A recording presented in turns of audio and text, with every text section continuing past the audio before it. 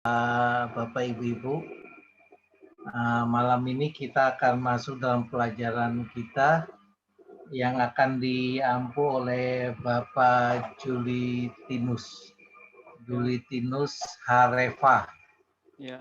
yang adalah orang dari Nias ya Pak ya. Ya. Beliau akan mengajar kita tentang temanya terbelenggu dosa LGBT.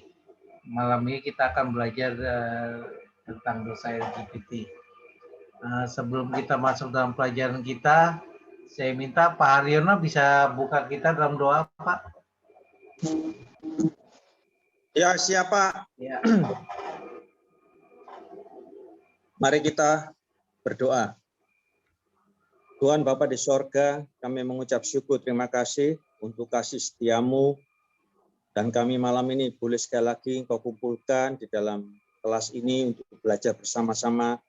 Kiranya Tuhan, Kau berikan berkat-Mu kepada hamba-Mu yang akan menyampaikan kebenaran firman-Mu. Biarlah apa yang disampaikan merupakan berkat daripada Engkau sendiri kepada setiap kami. Terima kasih, kami serahkan waktu ini dalam tangan kuasa-Mu. Biarlah Tuhan sendiri yang beracara. Terima kasih, di dalam nama Yesus kami berdoa dan mengucap syukur. Amin. Amin. Terima kasih Pak Haryono.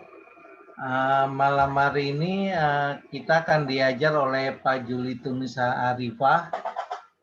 Beliau adalah berasal dari Nias. Ya mungkin latar belakangnya bisa Pak Julitinus memperkenalkan diri nanti. Saat ini beliau melayani di GKMI cabang IKTUS, juga pengajar dosen di beberapa STT di Surabaya, kemudian ketua prodi teologi di STT Soligratia Surabaya, Indonesia, juga mengajar di SMA. Nah, ada beberapa karya ilmiah yang beliau tulis, yaitu salah satunya adalah teologi benarkah Alkitab melarang LGBT, dan benarkah Mormon itu denominasi Kristen. Juga menulis beberapa artikel Kristen di beberapa media.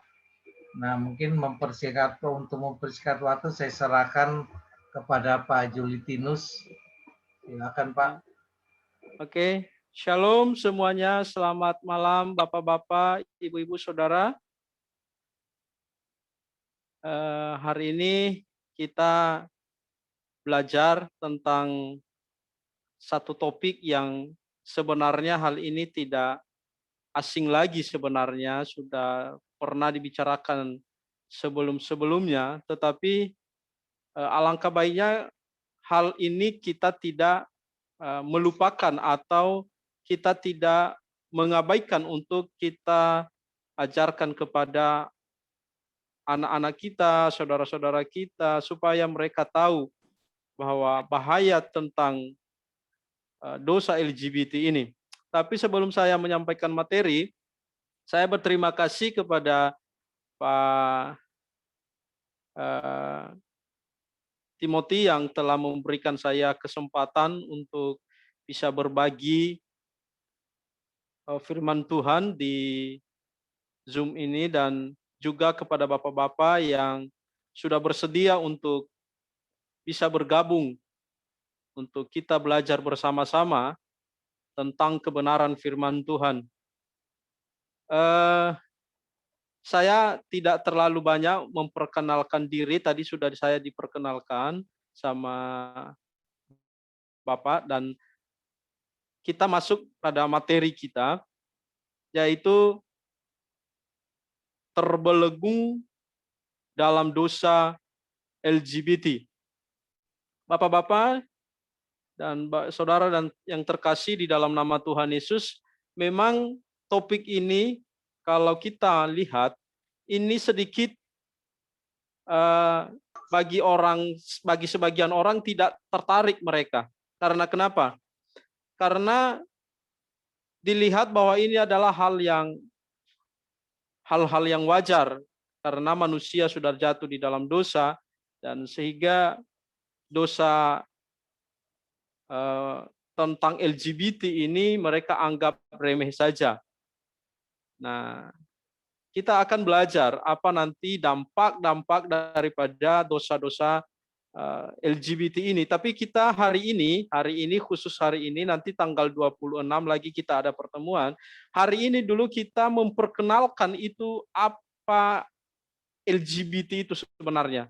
Dan bagaimana pandangan-pandangan mereka, dan dari mana mereka. Dan nanti ketika kita ketemu di tanggal 26, kita akan membahas dampak atau bagaimana Alkitab terhadap dosa LGBT ini dan bagaimana orang Kristen menghadapi mereka atau bagaimana sikap kita menggolongkan mereka, apakah mereka adalah orang-orang yang perlu dijauhi atau kita perlu melayani mereka. Dan ini yang paling penting bagi kita karena ada banyak perbedaan pendapat tentang LGBT ini. Oke, saya akan mulai saja. Kita mulai dari definisi apa itu dan atau pengertian daripada LGBT itu. LGBT itu singkatan dari lesbian, gay, biseksual dan sorry ya, salah ini yang satu ini, dan transgender sebenarnya yang di bawah ini. Ini transgender. Oke, salah tulis saya. Nah, L itu namanya lesbian. Lesbian ini adalah seorang perempuan yang mengarah orientasi seksualnya kepada sesama perempuan. Baik secara fisik, seksual, emosional, dan spiritual. Jadi yang disebut dengan lesbian ini adalah orang-orang yang suka kepada sesama jenisnya. Perempuan suka sama perempuan, itu yang disebut dengan lesbian. Sedangkan gay itu ditunjukkan kepada seorang laki-laki yang suka kepada laki-laki, baik secara fisik, seksual, dan emosional maupun spiritual. Jadi mereka menyukai semuanya itu. Dan sedangkan biseksual, perilaku ini berkaitan dengan perilaku dari lesbian dan gay. Nah, biseksual itu adalah laki-laki atau perempuan yang tertarik secara seksual atau erotik pada dua jenis kelamin. Jadi ini yang lebih berbahaya. Ini yang lebih, kalau saya katakan, yang sulit untuk dibedakan biseksual ini. Karena kenapa? Dia juga punya nafsu di perempuan, juga dia punya nafsu kepada sesama jenis. Ini yang namanya biseksual. Sedangkan transgender ini adalah kelompok orang yang lesbian dan gay ini juga, tetapi biseksual ini adalah mengganti alat kelamin mereka. Itu yang namanya transgender. Transgender itu mengganti jenis kelamin mereka. Kalau dia perempuan, dia jadi tomboy, langsung dia ganti jenis kelaminnya menjadi laki-laki. Begitu juga gay, kalau dia memiliki sifat seperti perempuan, lalu dia mengubah jenis kelaminnya dari laki-laki menjadi perempuan. Itu namanya transgender. Nah, itulah sebutan daripada LGBT. Nah, sebenarnya kelompok ini dalam satu kata disebut sebagai homoseksual. Homoseksual. Nah, ada kesamaan seksual atau istilahnya mereka tertarik kepada sesama jenis. Nah, itu arti daripada pengertian daripada LGBT. Nah, untuk kita ketahui bahwa tentang LGBT ini ada yang pro dan juga ada yang kontra. Jadi ada yang menyetujui dan ada juga yang melarang. Inilah sebabnya kenapa kita harus membahas tentang LGBT ini, supaya kita tahu sikap kita apa.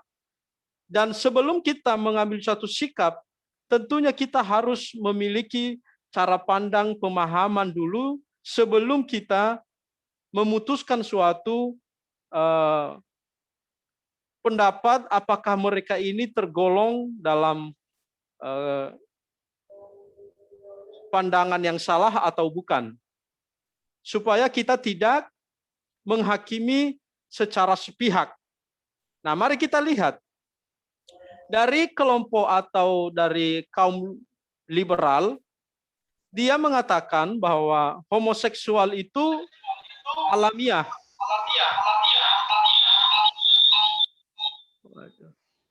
Sorry.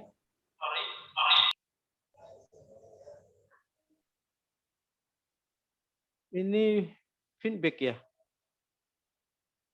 Oke. Sudah. Oke. Dalam sikap atau paham para liberal, homoseksualitas itu dia mengatakan alamiah dan karena itu baik serta merupakan pemberian Allah. Oleh sebab itu perilaku homoseksual adalah pilihan yang diperbolehkan.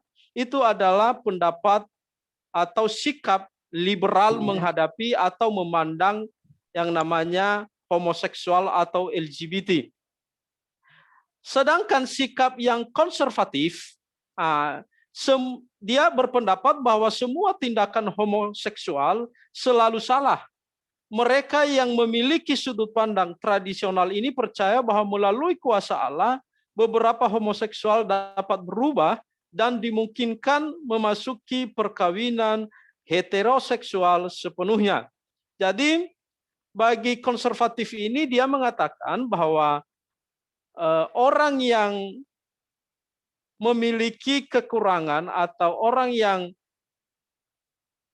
memiliki sifat, kalau dia laki-laki dia memiliki sifat seperti cewek, gaya cewek, dan itu bisa berubah 100% menjadi laki-laki yang sejati, laki-laki yang normal. Jadi dia memandang bahwa ketika ada sedikit melambai-lambai itu laki-laki itu ditolak sama dia. Jadi itu bukan sesuatu yang diperbolehkan. Nah, itu menurut konservatif, baik dosanya maupun orangnya ditolak. Ini yang perlu ini juga dipertimbangkan. Lalu ada yang sikap Alkitabiah. Nah, membedakan antara orientasi seksual dan perilaku para homoseksual sebagai ekspresi genetikal. Kaum homoseksual tidak dikutuk, tetapi tindakan seksualnya tetap dilihat sebagai dosa. Nah, apa maksudnya? Homoseksual tidak dikutuk. Jadi, saudara-saudara, yang kita maksud di sini adalah bukan homoseksualnya itu ada sesuatu yang kita dapatkan di dalam diri mereka, bukan seperti itu, tapi yang kita maksud di sini adalah bahwa mereka adalah juga ciptaan Allah atau gambar Allah. Jadi kita tidak bisa menghakimi orang sepihak. Nah, kita nanti memperbandingkan bedanya dengan dosa-dosa yang lain. Nah, apakah dosa homoseksual ini adalah satu-satunya dosa yang sangat berbahaya? Tetapi kata firman Tuhan bahwa hanya salah satu dosa daripada homoseksual ini akan membuat orang tidak masuk dalam kerajaan surga. Jadi kita akan membahas itu nanti di tanggal 26. Oke.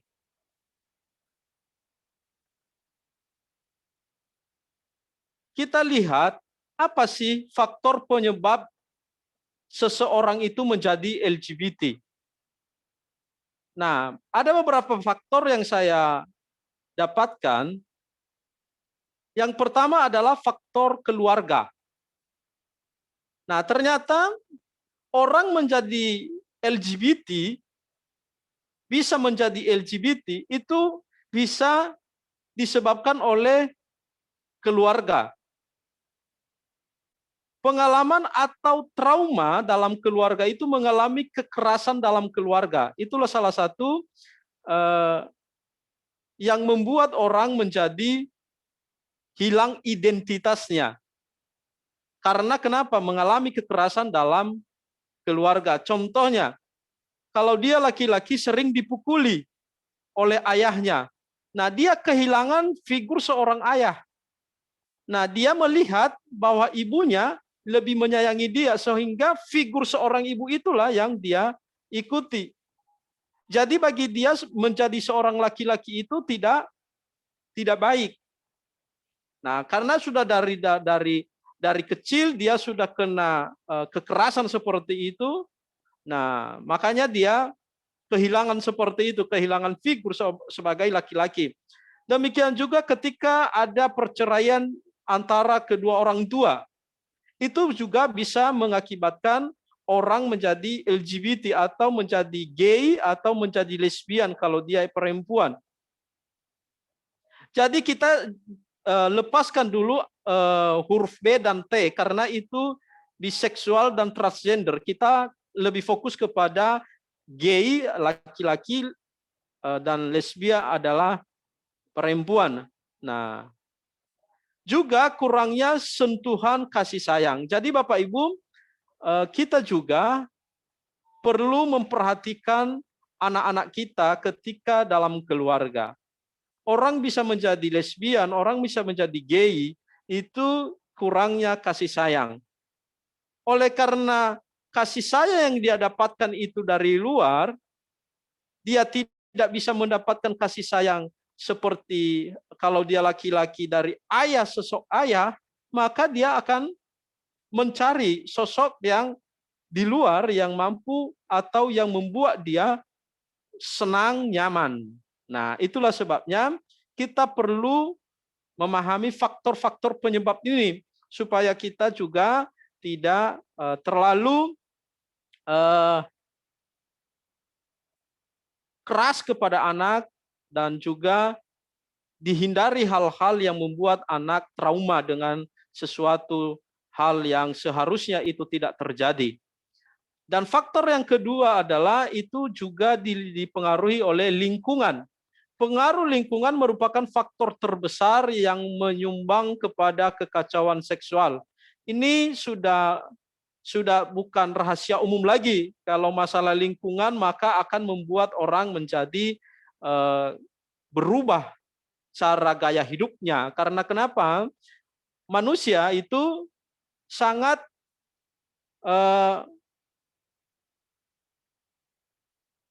dipengaruhi oleh lingkungannya sendiri. Karena itulah adalah faktor terbesar yang membuat manusia itu berubah cara pandangnya. Kalau lingkungannya baik, maka saya yakin dan percaya bahwa orang itu juga akan bertumbuh dengan baik. Kalau kita ada di lingkungan yang orangnya jahat, pasti kita juga akan menjadi jahat. Saya kasih contoh ketika saya masih di kampung dan belum menjadi seorang hamba Tuhan, dan saya hidup di lingkungan orang yang perokok, pemabuk, dan saya juga punya gaya hidup seperti itu karena hanya itu yang saya tahu, gaya hidup yang menyenangkan itu ya hanya di situ. Nah, ketika saya sampai di Surabaya, ketemu dengan orang-orang yang tiap hari ibadah, tinggal di asrama, dan sering mendengarkan firman Tuhan, dan ketemu dengan orang-orang yang baik. Nah, juga saya bisa terbentuk karakternya meskipun itu perlahan-lahan, tidak sekaligus. Karena kenapa? Karena sudah memiliki karakter yang sebelumnya itu agak sedikit tidak beres. Nah, jadi butuh waktu untuk memperbaiki. Jadi itu lingkungan juga mempengaruhi.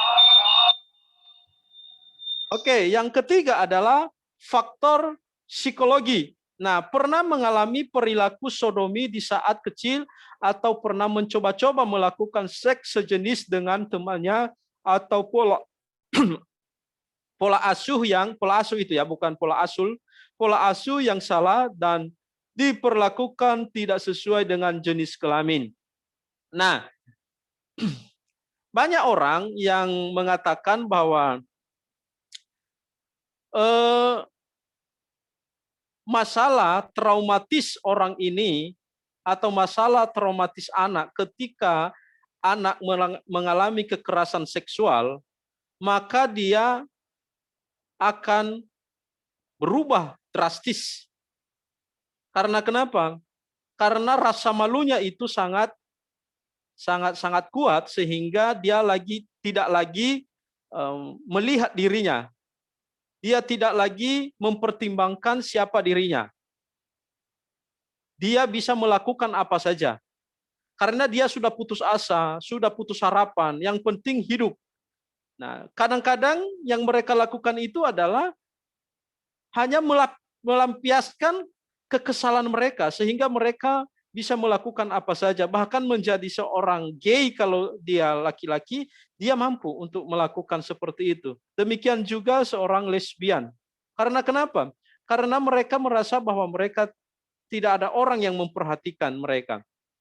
Nah, juga di masa kecil itu biasanya anak-anak itu mencoba-coba. Dan ini kata ada beberapa para teolog yang background-nya itu adalah psikolog juga, mengatakan bahwa di masa anak-anak itu sering anak-anak melakukan hal yang namanya seks sejenis ini. Tetapi pada masa remaja dan dewasa ada yang berubah dan ada juga yang terus melakukannya. Dan di masa anak kecil itu hal-hal yang wajar katanya. Hal-hal seperti itu. Karena kenapa? Karena tidak tahu membedakan mana yang benar dan mana yang salah. Ini ada sebagian orang mengatakan seperti itu. Dan juga tentang pola asuh. Nah, pola asuh ini sering saya mendengar bahwa ketika kita memberikan pakaian laki-laki kepada cewek, maka dia nanti akan menjadi seorang tomboy, setengah laki-laki, setengah perempuan. Kalau dia masa kecil, dia diberikan mainan, kalau dia perempuan diberikan mainan anak-anak, laki-laki, dibeliin mobil-mobilan. Nah, kata orang seperti itu. Tetapi ini ada orang juga mengatakan itu mitos. Itu mitos. Tetapi kita bisa mempertimbangkan semuanya itu ketika kita belajar tentang LGBT ini. Karena kenapa saya mengatakan itu? Bisa saja ada benarnya ketika kita juga membiasakan anak-anak. Contohnya kita punya anak laki-laki, tetapi kita belikan dia hadiah boneka, kita beli dia hal-hal yang aksesoris perempuan. Nah, saya yakin bahwa kesenangannya itu nanti pada masa dewasa, remaja, dia juga akan memiliki kecenderungan untuk menggunakan hal-hal seperti itu. Nah, ada sedikit masuk akalnya, tetapi kita nanti belajar apakah benar seperti itu. Oke. Itu faktor yang ketiga. Faktor berikutnya adalah faktor moral dan akhlak. Dan ini sudah tidak bisa dibantah lagi. Masalah faktor moral ini dan akhlak ini sudah menjadi suatu kebenaran yang tidak bisa ditolak. Iman yang lemah, pengendalian hawa nafsu dan juga kedagingan itu sudah menjadi faktor yang membuat manusia itu menjadi tidak baik di hadapan Tuhan, dan apa saja bisa dilakukan oleh manusia karena manusia itu lahir dari benih dosa. Jadi kita ini bukan berdosa karena kita tidak mengerti dosa, tetapi justru kita ini lahir dari benih dosa itu. Jadi sebelum pun kita lahir, kita dibentuk dalam atau kita dilahirkan dalam dosa itu. Nah, karena orang tua kita berdosa. Jadi itulah sebabnya kita tidak bisa lepas daripada ini. Dan oleh sebab itu kita harus perhatikan moral dan akhlak anak-anak kita, saudara-saudara kita. Dan ini perlu memberikan pemahaman yang lebih baik tentang Alkitab. Dan juga pengetahuan agama yang lemah. Dan ini memang mempengaruhi. Kenapa moralnya dan akhlaknya itu tidak baik? Karena itu dipengaruhi oleh pengetahuan agama yang lemah. Anak-anak sulit membedakan mana yang baik dan yang jahat. Dan ini sudah pastilah ini yang membuat seseorang tidak ada pada koridornya Tuhan. Dan yang berikutnya, keenam adalah faktor biologis, kesalahan dalam susunan kromosom. Ketika ketidakkeseimbangan hormon, dan ini saya bukan bagian medis dan saya tidak terlalu menguasai bagian ini, tapi ini adalah pandangan mereka, pandangan para dokter mengatakan bahwa LGBT atau gay itu adalah ada kurangnya kromosom di dalam tubuh mereka, kekurangan. Nah, ada kesalahan. Jadi yang seharusnya kromosom seorang laki-laki tidak mencapai seperti yang sebenarnya. Itulah, atau ada kelainan susunan saraf dalam diri seseorang itu. Nah, tapi saya tidak sampai mendalami apa saja bagian-bagian yang saraf apa saja yang rusak. Saya tidak sampai di situ, Bapak Ibu, karena saya bukan background saya di situ. Tetapi saya mengatakan bahwa pendapat para dokter ini atau dari faktor biologis ini bisa saja kita jadikan sebagai pembenaran untuk sementara, tetapi nanti kita akan kembali di dalam Alkitab. Apa kata Alkitab? Apakah faktor biologis ini bisa membenarkan orang untuk bisa memiliki seksual yang seperti itu, atau memperbolehkan mereka menikah atau melakukan suatu seksual sesama jenis itu? Nah, jadi kita bisa mendiskusikannya nanti, apakah faktor-faktor ini membuat kita menyetujui perbuatan atau perilaku para homoseksual ini, secara khususnya dalam hal seksualnya dalam sesama jenisnya. Nah, itu yang perlu nanti kita pertimbangkan. Kajian terhadap homoseksual. Nah, kalau kita berbicara tentang LGBT atau homoseksual ini, kita harus perhatikan tiga kajian ini di dalam tubuh para homoseksual itu, atau di dalam diri para homoseksual itu. Yang pertama adalah kita melihat orientasi seksual. Nah, orientasi seksual ini adalah ketertarikan atau dorongan atau hasrat untuk terlibat secara seksual dan emosional terhadap orang-orang yang berjenis kelamin sama. Itu yang pertama yang kita harus pertimbangkan. Pertimbangan yang kedua adalah perilaku seksualnya. Perilaku seksual yang dilakukan antara dua orang yang berjenis kelamin sama. Jadi bukan berarti nanti juga ini berarti boleh dong kalau dia heteroseksual sama yang penting beda jenis bisa melakukan perilaku seksual dengan sembarangan. Bukan seperti itu maksudnya di sini. Yang dimaksudkan di sini adalah secara spesifik adalah adanya hubungan sesama jenis dan bahkan sampai kepada pernikahan. Itu yang perlu dilarang. Itu yang perlu dilarang. Jadi bukan nanti membenarkan bahwa kalau dia heteroseksual ya bisa, yang penting berbeda jenis, bisa saja melakukan yang namanya seksual. Enggak seperti itu.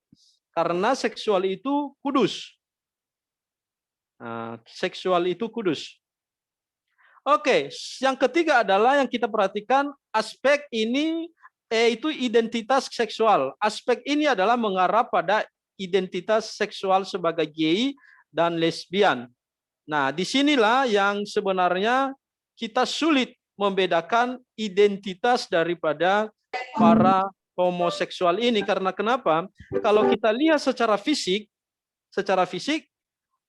kalau hanya kita berpatokan kepada gaya mereka atau dandanan mereka atau aksesoris yang mereka gunakan, kita akan tertipu. Bapak Ibu, kalau kita lihat, kalau pernah melihat di berita itu di Jakarta itu waktu kalau nggak salah ya 120 orang ditangkap, mereka semua adalah orang-orang yang ya kelihatan laki-laki maco. Mereka rata-rata suspek, kelihatan seperti ya laki-laki sejati, tetapi perilaku atau orientasi seksualnya bermasalah. Nah, ini yang perlu dipertimbangkan. Ini yang memang sulit untuk kita membedakan di situ. Karena nggak semua yang disebut homoseksual itu adalah orang-orang yang gayanya itu melembai-lembai atau nggak seperti itu, nggak hanya seperti itu. Mereka juga terlihat seperti orang biasa, laki-laki seperti biasa, cewek seperti biasa. Ada nanti beberapa jenis dari lesbian itu, dan ada juga beberapa jenis yang namanya gay itu. Ada yang lesbian itu yang memang dia memiliki dandan seperti cewek pada umumnya, tetapi dia berbeda ketertarikannya atau seksualnya berbeda. Dia tidak tertarik kepada berbeda jenis, tetapi kepada sesama jenis. Nah, ini yang sulit untuk dibedakan. Di sini yang saya katakan tadi sulit sekali. Jadi kita nanti jangan melihat melihat orang-orang yang ya kita lah secara kata jeleknya ya kelihatan seperti bencong. Nah, tapi belum tentu mereka juga pernah melakukan yang namanya hubungan sesama jenis meskipun gayanya mereka seperti itu. Nah, ini yang perlu harus diperhatikan. Itu yang sebabnya saya katakan tadi, jangan kita terlalu cepat untuk menghakimi mereka. Nah, karena pertimbangan faktor yang sudah kita bahas tadi. Nah, di situ. Berikutnya kita melihat kontroversi kasus LGBT dalam Kristen. Nah, kalau Alkitab jelas mengatakan di dalam Kejadian 19 tentang masalah ketika di Sodom dan Gomora ini. Ketika orang-orang Sodom mau menyodomi tamunya Lot. Nah, ini jelas nanti kalau kita baca di dalam Kejadian pasal 19. Juga di dalam Imamat melarang tentang janganlah tidur kepada orang-orang yang seperti dia mengumpama seperti binatang dan sesama jenis. Dia nanti, tetapi bukan sesama jenis dia sebutkan di sana, tetapi dia menyebut jenis laki-lakinya, jangan sesama laki-laki. Ya, gitu. Dan juga di dalam Roma. Itu nanti di dalam Korintus juga dikatakan pemburit. Pemburit itu disebut banci. Nah, seperti itu. Nah, kontroversi yang kedua adalah aktivis kaum LGBT. Nah, ini hanya 2 contoh saya kasih para pendeta yang memang mereka adalah LGBT atau gay. Nah, ada pendeta Ouyang Wen Feng, seorang gay. Pendeta gay ini dia berasal dari Malaysia. dan menikah dengan pacar sesama jenisnya bernama Phineas Neighbor. Nah, ada di dalam gereja-gereja Kristen itu yang memandang ya, yang mengakui dirinya Kristen, sebenarnya saya anggap ini adalah Kristen liberal. Tetapi kita tidak bisa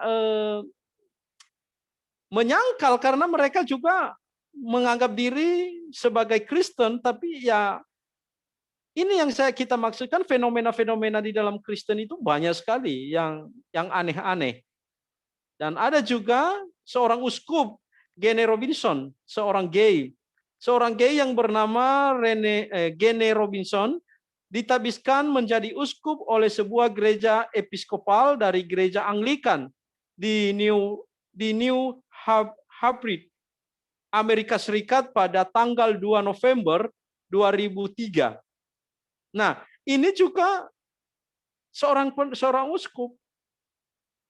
Nah, ada beberapa, sebenarnya ada 7 orang yang saya kasih di buku saya. Nanti Bapak Ibu, saya akan kirim buku saya yang berjudul Benarkah Alkitab Melarang LGBT. Saya nanti akan masukkan, atau saya kirim nanti ke Pak Timotius. Nanti mungkin dibagikan ketika Bapak Ibu mau buku saya, supaya Bapak Ibu bisa lihat ada siapa saja di dalam buku itu, orang-orang yang mereka berstatus hamba-hamba Tuhan, tetapi bukan hamba Tuhan sih sebenarnya saya katakan itu, tapi orang-orang yang menganggap diri Kristen dan melayani, tetapi mereka sebenarnya mempermalukan nama Tuhan. Dan ada yang namanya Queen James Bible atau Alkitab Gay. Nah, ternyata Bapak Ibu ada buku gay itu, buku para homoseksual itu. Buku ini diklaim menjadi buku pertama Alkitab Gay di dunia yang diterbitkan. Nah, diluncurkan bertepatan dengan memanasnya perdebatan tentang pernikahan sejenis. Buku ini sebenarnya adalah plagiat Alkitab King James yang diterjemahkan dengan cara khusus disesuaikan dengan keinginan kaum gay. Nah, mereka ini juga kreatif membuat suatu Alkitab sendiri, tetapi mereka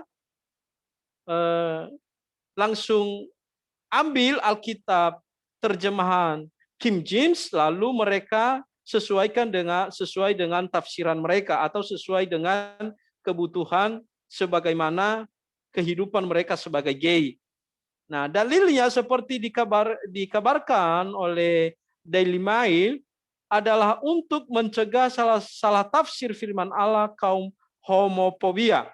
Nah, makanya mereka membuat suatu kitab yang baru ini. Buku ini berjudul Queen James Bible.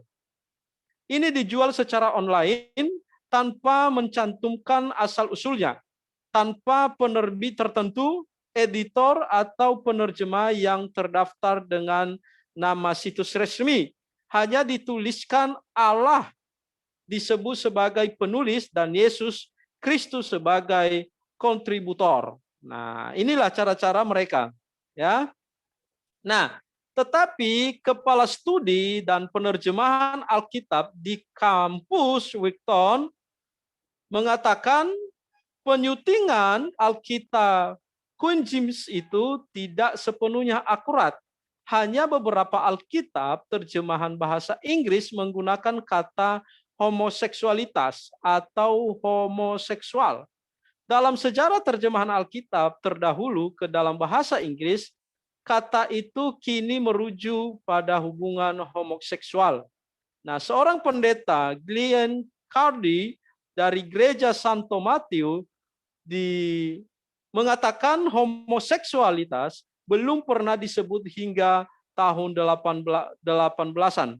Jika kata itu muncul dalam Alkitab, maka itu salah terjemahan. Jadi bisa dicari rekam jejaknya bahwa kitab ini merupakan kitab yang dibuat-buat. bukan kitab yang sudah berasal dari masa kuno, tetapi itu baru muncul setelah hangatnya diperbincangkan masalah homoseksual. Maka untuk membenarkan mereka, maka mereka juga kreatif untuk membuat Alkitab yang namanya Queen James itu untuk bisa mereka jadikan sebagai kebenaran mereka. Tetapi pembuktian dalam sejarah tidak terbukti bahwa Alkitab itu dianggap benar. Kita lihat dalam segi istilah daripada homoseksual itu aja pun baru muncul pada tahun 18 ke atas.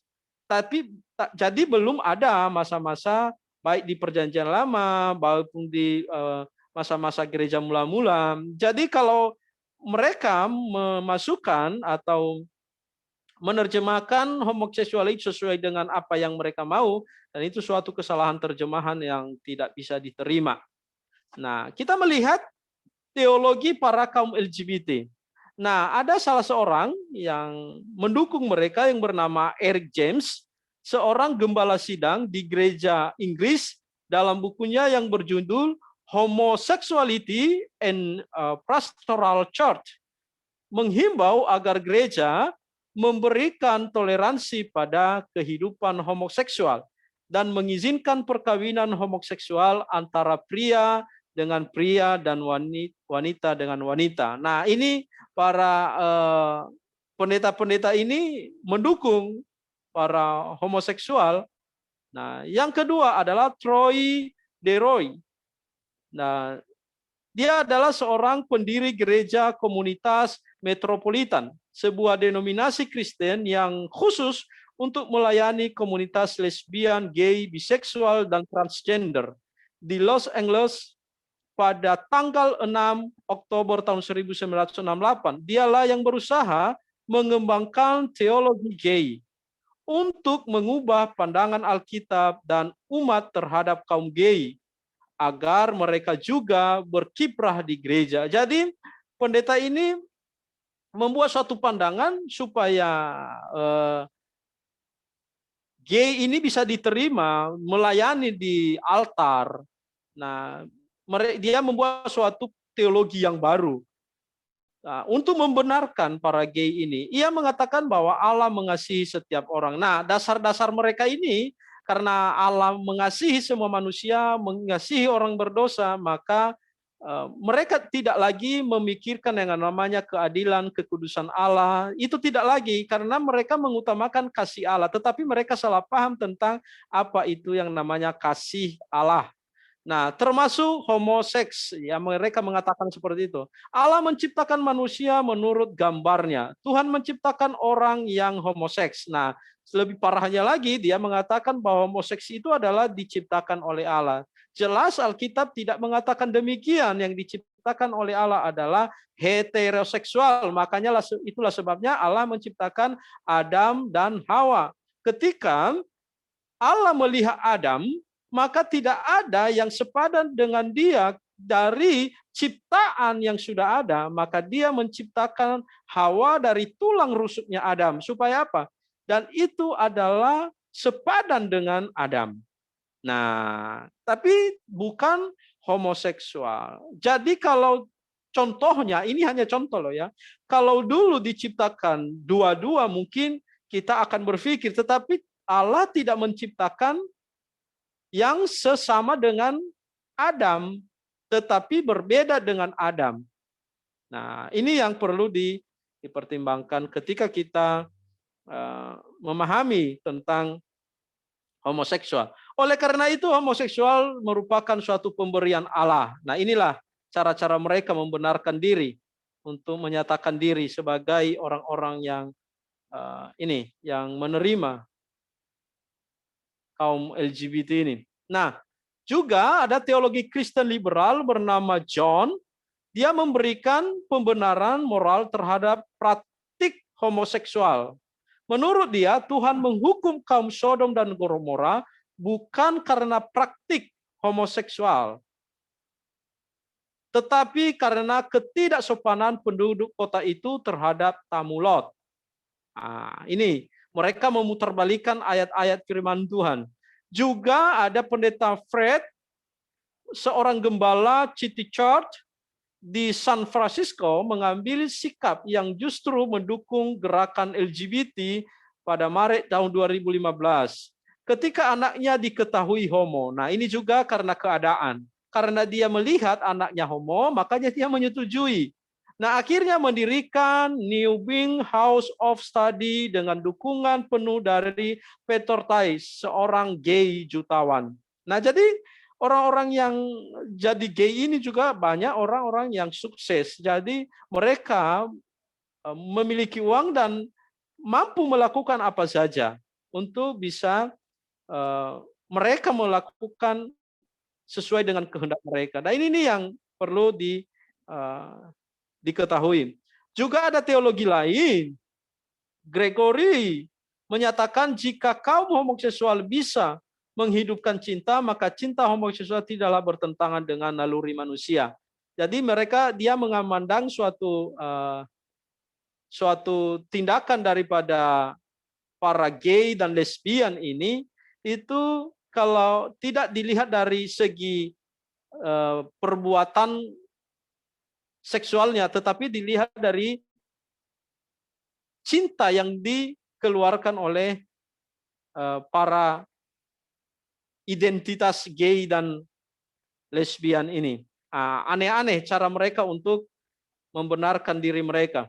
Nah, ada beberapa alasan diterimanya LGBT dalam gereja.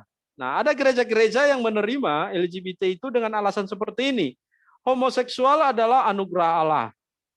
Nah, mereka menganggap anugerah Allah itu, ini merupakan salah satu argumen yang diberikan oleh Troy Perry, seorang pendeta gay yang telah dikeluarkan dari gereja Pentakosta. Ia mengatakan Allah mengasihi setiap orang termasuk orang homoseks. Allah menciptakan manusia menurut gambarnya. Ia menciptakan orang homoseks. Oleh karena itu, homoseksualitas merupakan suatu pemberian Allah. Inilah alasan-alasan mereka. Alasan yang kedua, homoseksual bukanlah dosa yang mengakibatkan penghukuman dari Allah. Pendapat ini didasarkan atas anggapan bahwa hukuman yang diarahkan kepada pelaku penyimpangan seksual dalam surat-surat Paulus merupakan pendapat pribadi dari Paulus sendiri.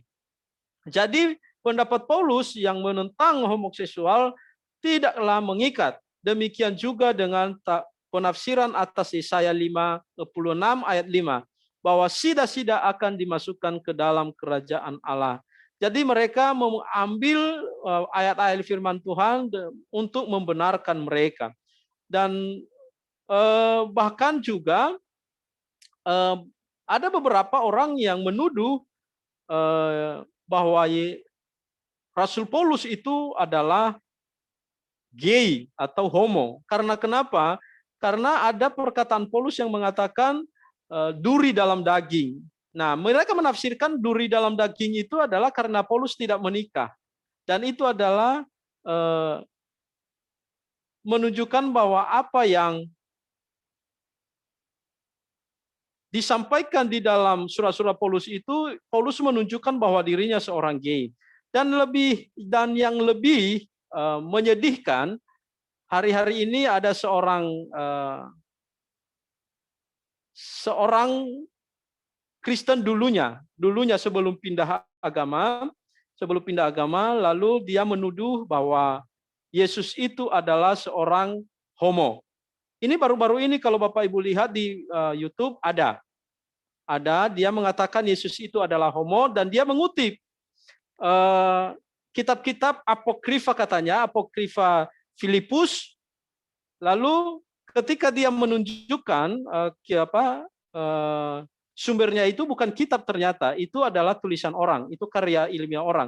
Dan itu sudah basi menurut saya. Cara-cara mereka menjatuhkan kekristenan itu, dan itulah cara-cara mereka, dan itu terjual cara-cara mereka itu, dan itu hanya mencari subscriber aja dan mencari popularitas diri supaya ya mencari makan gitulah.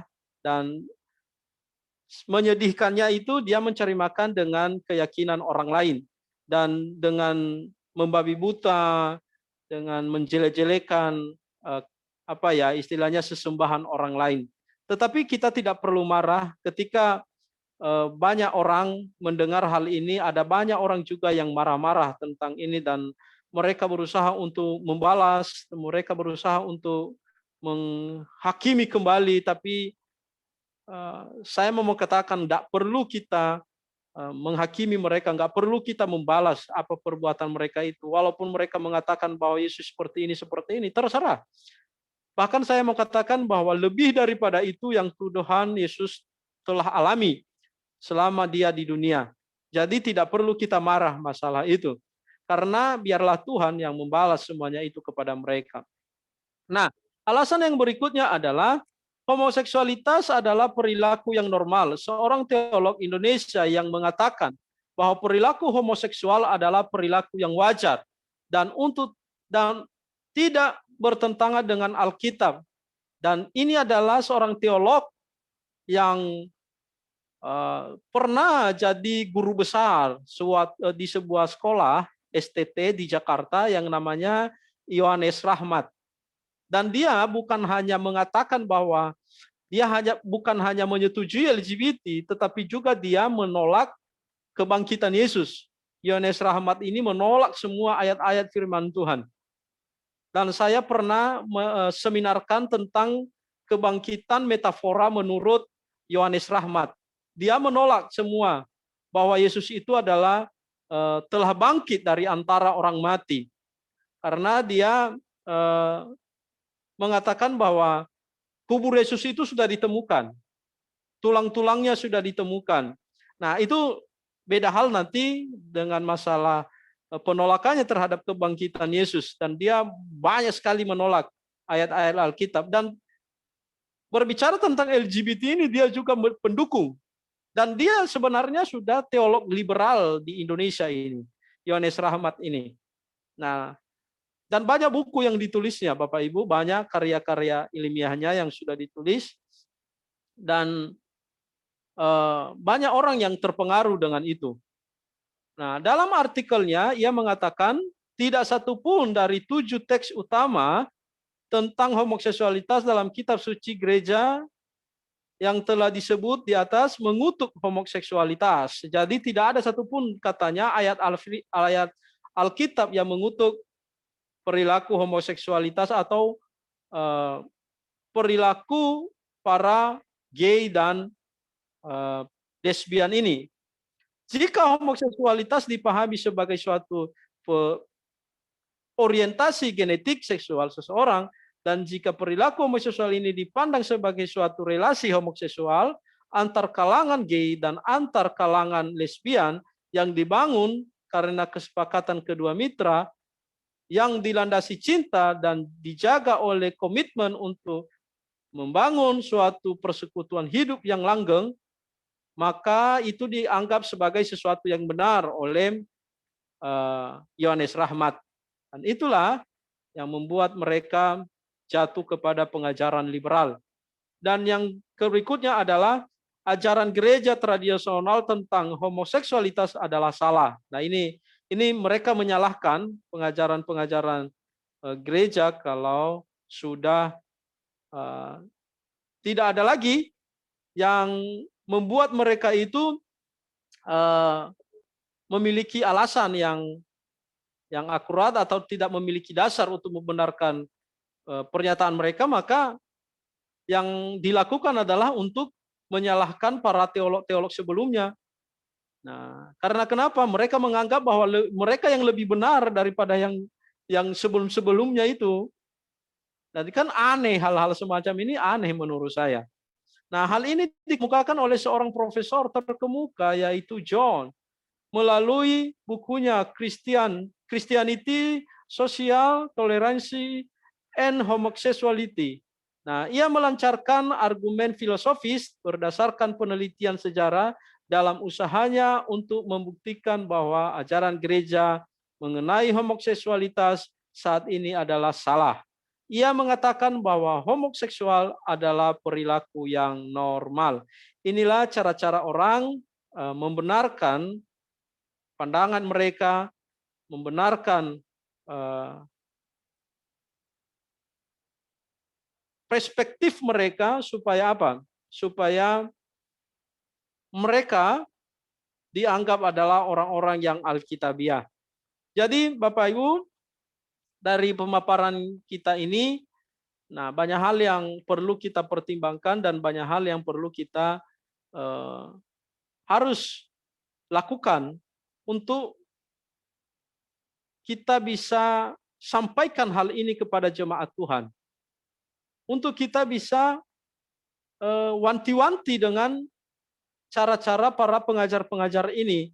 Bapak Ibu jangan terlalu senang bahwa hari-hari ini mereka sudah diam. Sudah tidak ada lagi yang namanya isu-isu LGBT. Itu karena tidak ada orang yang mengangkatnya. Tetapi bukan berarti mereka tidak ada. Mereka berkeliaran di mana-mana. Hanya mereka tidak bisa menunjukkan diri, tidak bisa secara frontal menyatakan diri mereka karena mereka memang ditolak. Baik dalam segi budaya kita, apalagi di Indonesia tidak ada agama satupun yang menerima mereka sebagai sesuatu hal yang perlu dibenarkan. Nah, tapi bukan berarti mereka tidak ada. Itu bisa jadi ada di sekeliling kita, ada di keluarga, bisa jadi seperti itu. Dan ada di saudara-saudara kita, teman-teman kita, bahkan ada di sekampung kita. Tetapi mereka kan tidak secara terang-terangan untuk menyatakan diri. Karena kenapa? Masih belum ada orang yang mengakui identitas mereka. Dan keberadaan mereka masih ditolak di Indonesia. Itulah sebabnya mereka tidak terbuka. Nah, tetapi bagaimana cara kita untuk bisa membackup semuanya itu? Ya perlu kita menyampaikan firman Tuhan dan perlu kita memberikan pencerahan kepada setiap orang. Mungkin saja meskipun kita tidak tahu siapa mereka, tetapi mungkin saja mereka dengan mendengar mereka bisa berubah. Itu saja yang bisa saya presentasikan untuk materi kita hari ini. Minggu depan kita akan belajar bagaimana pendapat Alkitab dan juga sikap kita. Sejauh ini kalau ada pertanyaan saya persilakan dan saya kembalikan kepada ketua kelas ya atau moderator ya yang tadi. Silakan. Ya, terima kasih Pak Julitinus Ya. untuk pemaparannya pada malam hari ini. Kita semua sudah mendengar bagaimana gerakan ini menjadi sebuah gerakan. Tadi saya ngobrol-ngobrol dengan Pak Julitinus, ternyata di Surabaya juga ada komunitas LGBT. Nah, ini komunitas ini juga berkembang di kota-kota besar yang lain, bukan hanya di Surabaya. Itu dan di dunia sekarang mereka bukan lagi menamakan diri sebagai LGBT, tapi mereka menamakan diri LGBTQ. Ya. Q ini adalah query. Ya. Karena mereka melandasinya ada teologi-teologi queer yang membenarkan bahwa mereka ini seperti yang dijelaskan Pak Julitinus tadi, ada teologi-teologi yang membenarkan keberadaan mereka. Bahkan ada pendeta-pendeta ya notabene hamba-hamba Tuhan, gereja-gereja yang menikahkan mereka. Ya puji Tuhan di Indonesia masih belum ada, tapi di Amerika sudah terjadi pernikahan sejenis. Nah, mungkin Bapak Ibu yang mau bertanya secara langsung silakan. Nah, ini ada beberapa pertanyaan di ruang chat, Pak. Ya. Pak. Ini dari Pak Nahum ya. Ya. Dari Pak Nahum, apa arti kata sepadan dalam kitab Kejadian pasal 2? Oke. Artinya sama atau artinya beda? Oke. Nah, itu dari Pak Nahum. Bagaimana? Oke. Terima Iya. kasih. Oke, Pak Nahum, saya tadi sudah mengatakan bahwa mungkin minggu depan kita akan bahas mengenai dasar-dasar Alkitabiahnya ya. Untuk hari ini kita khususkan dengan ininya dulu. Dasar-dasarnya nanti minggu depan saya akan sampaikan, dan itu juga ada di buku saya nanti. Saya akan bagikan bukunya nanti biar dikirim oleh Pak Timothy di grup. Nanti bisa dibaca juga di situ sebelum ini, dan maksud saya kita fokuskan dulu untuk yang dasar-dasarnya ini kalau ada selain itu. Oke Pak, gitu Pak. Oke, terima kasih kalau gitu. Kami tunggu untuk Ya. selanjutnya. Nah, ini ada Terima kasih, Pak pertanyaan Haji. berikut. Ya. Sudah puas Pak Nahum ya? Sudah jelas ya? Siap. Dan Oke, ini saya lanjutkan. Ada itu pertanyaan sebenarnya dari pertanyaan Bu. titipan juga. Kenapa Pak Nahum? Itu Ya, sebenarnya saya juga lanjutkan pertanyaan titipan pertanyaan ketika dari kami Bu sedang Sri. berkuliah. Gitu Bu kan. Sri Ngatin. Iya.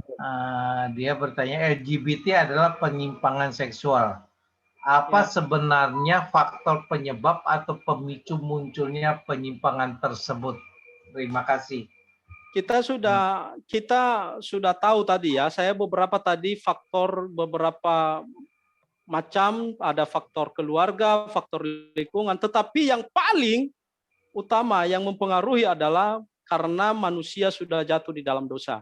Dan ini adalah dosa inilah yang mempengaruhi manusia bisa melakukan apa saja yang tidak berkenan di hadapan Tuhan. Karena kalau kita baca di dalam Kejadian pasal 6 ayat 5, dia mengatakan di sana bahwa manusia itu kecenderungannya berbuat jahat. Atau kita baca aja ya, supaya kita bisa ini. Faktor paling utama tadi saya sudah mengatakan bahwa itu karena dosa. Nanti sudah juga saya presentasikan tadi bahwa faktor-faktor yang lain itu ada dalam keluarga. Nah, ini saya baca ya, ayat yang kelimanya dia mengatakan, ketika dilihat Tuhan bahwa kejahatan manusia besar di bumi dan bahwa segala kecenderungan hatinya selalu membuahkan kejahatan semata-mata, maka menyesallah Tuhan bahwa Ia telah menjadikan manusia di bumi dan hal itu memilukan hatinya. Jadi itulah ketika manusia jatuh di dalam dosa, itu adalah faktor utama yang membuat semuanya kacau. Semuanya manusia tidak lagi melihat kebaikan atau melakukan suatu yang baik di hadapan Tuhan. Tetapi tadi saya sudah beberapa faktor sudah saya sampaikan, mulai dari keluarga. Sudah saya sampaikan tadi ya. Sudah saya sampaikan tadi. Ya, makanya saya nggak ulang lagi ya, faktor keluarga, faktor pergaulan dan lingkungan, faktor biologis, ada faktor psikologis, faktor moral dan akhlak, dan faktor pengetahuan agama yang lemah, dan lain-lain ya. Oke, itu. Ya, bagaimana Bu Sri? Ya, mungkin nanti bisa dipelajari lagi. Ada mungkin nanti di buku saya. Ada Bapak Ibu yang lain? Oh iya. Atau mungkin ada siswa-siswinya Pak Yulitinus? Iya, silakan. Iya, shalom. Iya, Mbak Deni Natal ya. Ya, Pak, izinkan saya untuk bertanya. Ya. Shalom Pak Julitinus. Ya, shalom. Saya mau bertanya. Ya, memang topik ini sangat menarik dari awal, dan juga saya juga baru tahu tentang faktor-faktor penyebab. Tapi ada satu hal yang mau saya tanyakan. Kan tadi ada bagian tentang faktor penyebab. Ada dari keluarga, lingkungan, psikologi, dan lain-lainnya. Jadi yang mau saya tanya ini Pak, apakah yang seseorang yang LGBT, namanya LGBT, apakah itu juga termasuk dari, misalnya tidak termasuk dari faktor yang sudah Bapak paparkan tadi kayak keluarga, tetapi dia menjadi seorang LGBT karena satu tindakan, niat, keinginannya, karena dia tidak mau menerima keadaannya. Mungkin bisa dikatakan kayak dia tidak menerima apa yang sudah, maksudnya dengan contohnya kalau dia laki-laki dia nggak mau menerima. Jadi bukan karena alasan keluarga atau faktor yang sudah dijelaskan tadi. Apakah itu termasuk satu tindakan keinginannya sendiri untuk mau berubah seperti jenis kelamin orang lain. Jadi dia tidak menerima dengan jenis kelamin yang sudah ada gitu, Pak. Ya. Oke, terima kasih Buat Deni. Nah, ini mungkin kalau di dunia kedokteran ya, itu sering mereka katakan itu kesalahan kromosom tadi. Ada kesalahan saraf dari seseorang itu. Dan ini yang membuat dia tidak stabil sebagai jenis daripada atau keberadaannya sebagai kalau dia laki-laki, laki-laki, kalau dia perempuan, perempuan. Nah, masalah keinginan itu sudah menjadi masalah utama bagi diri orang itu sendiri. Jangankan homoseksual, menjadi seorang homoseksual, menjadi seorang pencuri pun itu karena keinginan seseorang. Nah, jadi keinginan itu sebenarnya yang dikatakan oleh Yakobus, itulah yang membuat orang itu jatuh ke dalam dosa. Kalau dosa itu sudah matang, maka akan menghasilkan atau membuahkan maut. Jadi memang keinginan itu yang membuat orang itu menjadi seorang yang berdosa. Nah, itu keinginan mereka. Itu keinginan mereka. Nah, kita tidak bisa tidak bisa mengatakan bahwa bisa kita memberikan yang namanya kita kebebasan lah. Ya tidak bisa. Tidak bisa. Seperti itu. Oke, seperti itu Den. Atau ada lagi? Oh iya Pak, terima kasih. Satu lagi boleh ya Pak? Ya, silakan. Ya, silakan. Iya, mungkin dari tadi sudah dijelaskan dan bahkan tadi saya sempat dengar ada yang di Surabaya juga ya. Ya. Dan kalau kita melihat juga di luar negeri di negara-negara yang terbesar bahkan ada yang menyetujui akan adanya pilihan LGBT.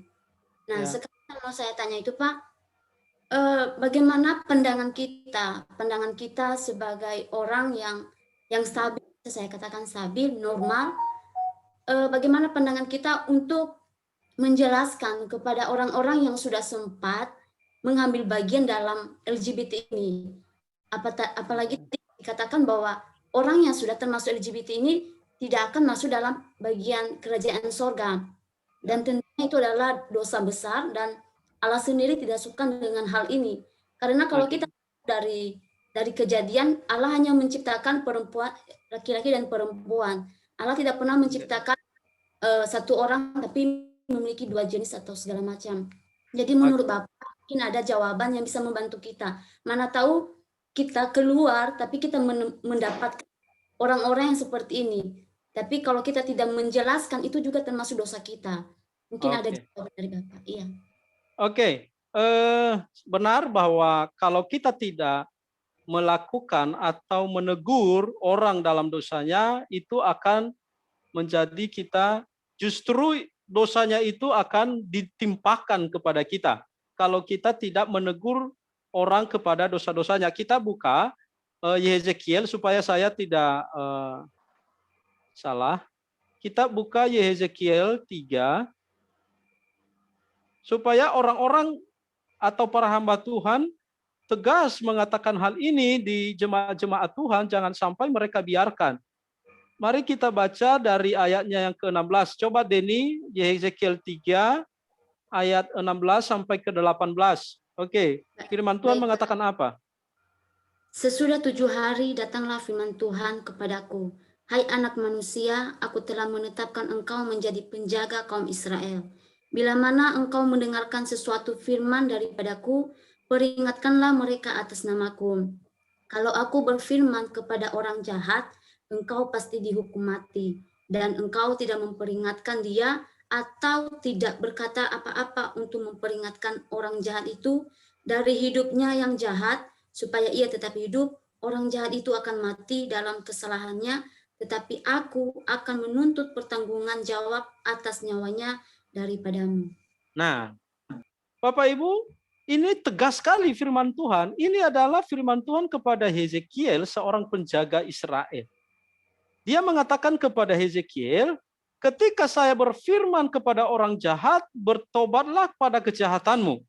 Tetapi seorang penjaga atau gembala atau orang yang sudah mengenal firman Tuhan tidak mengingatkan hal itu, ada tidak menegur seseorang itu terhadap dosanya, maka dosa orang yang melakukan itu akan ditangguhkan kepada hamba Tuhan itu. Itu firman Tuhan mengatakan.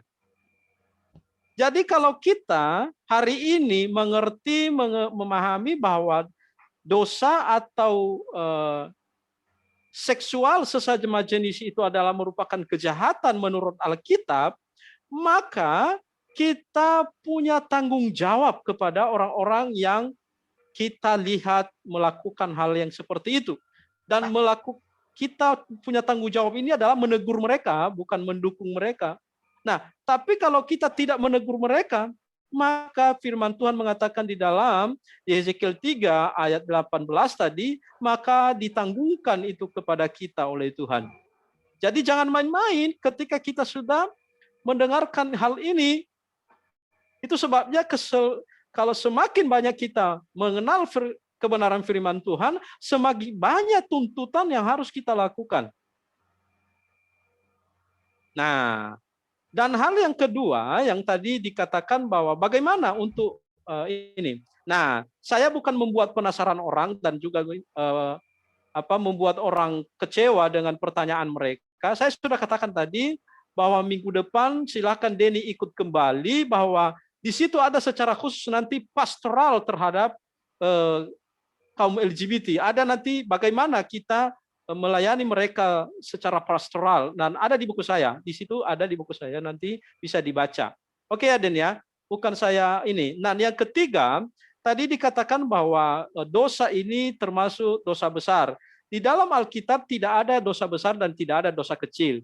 Jadi firman Tuhan itu menganggap semua dosa itu ya dosa, tidak ada dosa besar, tidak ada dosa kecil. Meskipun ada sebagian orang Kristen yang mengatakan bahwa karena firman Tuhan mengatakan ada dosa yang mendatangkan maut dan ada dosa yang tidak mendatangkan maut, maka dianggap itu adalah ada dosa besar dan ada dosa kecil. Tapi bagi saya tidak, karena makna di sana bukan seperti itu. Tetapi itu tidak kita bahas di sini, masalah itu. Tetapi saya katakan bahwa di dalam Alkitab tidak ada istilah dosa besar dan dosa kecil. Tetapi dosa itu tetap dosa di hadapan Tuhan. Oke. Mungkin sampai di situ aja ya untuk Denny ya. Oke. Terima kasih. Ya, terima kasih. Ini ada beberapa pertanyaan dari room chat, Pak. Ya. Ini di Surabaya ada persekutuan kaum wanita, kawan waria. Berarti secara tidak langsung LGBT sudah diterima oleh orang Kristen. Bagaimana ini? Oh gitu. Semakin berkembang dan memiliki cabang persekutuan doa LGBT, sebab gereja belum bisa menerimanya. Bagaimana ini? Oke. Begini, bukan berarti ketika kita melihat bahwa orang itu beridentitas seorang LGBT, maka kita tidak mengambil bagian untuk melayani mereka, bukan seperti itu. Justru karena dia berdosa itulah kehadiran kita itu, disitulah kehadiran kita itu sebenarnya kepada orang-orang yang berdosa itu. Itu yang saya bilang tadi, itu ada orang-orang konservatif yang berpandangan bahwa ketika mereka sudah beridentitas sebagai seorang gay dan lesbian, mereka tidak lagi melayani, bahkan mereka menganggap itu ya sudah isi neraka. Lalu kalau demikian, ya untuk apa kita menjadi seorang percaya Yesus dan apa bedanya kita dengan mereka? Jadi ketika kita melihat mereka, kita tidak menolak mereka secara secara keseluruhan. Yang kita tolak adalah cara hidup mereka, gaya hidup mereka, dan juga seksual mereka. Tetapi pribadinya sebagai manusia, yang tidak mungkin kita tolak. Loh, bedanya dengan orang-orang yang melakukan dosa seperti Ya, perzinahan itu bedanya apa dengan mereka, kan gitu? Apakah hanya karena mereka ada sedikit beda dengan dandannya mereka, makanya kita tolak mereka? Justru kehadiran kita itu sebenarnya menurut saya yang ya menolong mereka untuk bisa kembali kepada jalan yang benar. Nah, ada Bapak Ibu banyak, dan juga ada orang-orang yang memiliki gaya-gaya penampilan yang seperti cewek, tapi mereka juga tidak melakukan yang namanya dosa seksual itu atau sesama jenis itu. Nah, tapi sebelum sampai kepada di situ, kita melayani mereka. Jadi bukan berarti kita menolak mereka secara keseluruhan atau tidak lagi ada ngambil bagian kita di dalam melayani mereka. Bukan berarti juga ketika kita melayani mereka, kita mengatakan kita menjadi bagian dari mereka. Ya enggak. Justru kita ini adalah menjadi pembawa terang bagi mereka. Itu, Pak. Ya, terima kasih, Pak. Ya. Ini ada pertanyaan lagi dari Bu Emiko. Baru-baru ini ada seorang anggota TNI bernama April. Apakah dapat dibenarkan ganti status menurut Alkitab?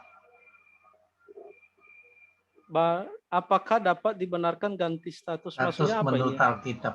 Mungkin waktu dia masuk ke TNI itu sebagai laki-laki, tapi kan dia ikut pertandingan voli kalau nggak salah ya. Oh ya, oke, ya. Masuk sebagai perempuan, sekarang jadi laki. Jadi Oke, tapi bagi saya itu yang saya katakan tadi itu transgender, mengganti alat kelaminnya, kan gitu toh? Yang tadi itu sama saja bagian daripada dosa daripada gay, atau itu kan termasuk gay, karena dari laki-laki ke perempuan dia namanya transgender, mengganti alat kelaminnya, itu kan kesalahan. Loh, itu kan seharusnya dia dari laki-laki sudah dianugerahkan Tuhan dia, lalu dia tidak puas dengan dirinya. Nah, itu kan suatu kesalahan. Suatu kesalahan, itu dosa di hadapan Tuhan. Dosa, tidak boleh seperti itu. Ya Bu ya, itu dosa. Tapi saya nggak mau menyebutkan nama ini ya, soalnya saya takut karena ini di Makasih Pak. Ya. Ini ada pertanyaan dari Ibu Yena. Ya. Itu gay dan lesbi salah satu penyebab karena gangguan kromosom. Ini berarti diderita seseorang sejak dalam kandungan, bukan karena faktor eksternal. Apakah ini terjadi seizin Tuhan? Sedangkan gay dan lesbi itu bertentangan dengan Alkitab. Bagaimana penjelasannya, Pak? Terima kasih. Oke, nah ini tadi yang saya maksudkan, bahwa memang di dalam bidang keilmuan kedokteran ini memang saya tidak ada bagian dari situ, tapi saya kasih pandangan teologi saya ya, supaya kita bisa menjawab ini. Bagi saya, apapun alasannya, seorang atau perilaku homoseksual ini itu adalah dosa.